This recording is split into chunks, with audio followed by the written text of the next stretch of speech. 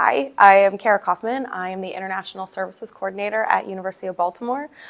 In 2008, I was fresh out of undergrad and the market crashed. We had the Great Recession, and I knew people who had gotten out of school, were in the same program that I was in, which was K through 12 education. I was going to be a history teacher. They had gotten jobs, and now we're back in our hometown working at convenience stores. And I was working, about 5 to 6 jobs at one point, making barely over 20K a year and living with my parents.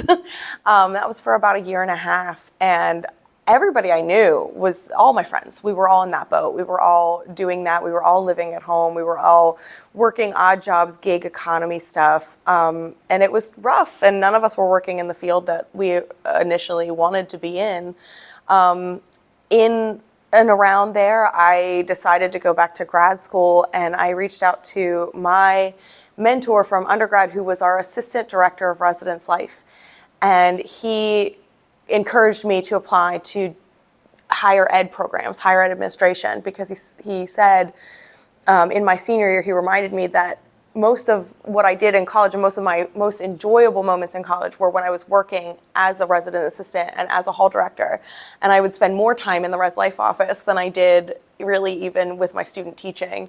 And so I went back to school, and even though I never planned on doing higher ed, here I am 15 plus years later, still working in higher ed, and I honestly think it's what was always meant for me. So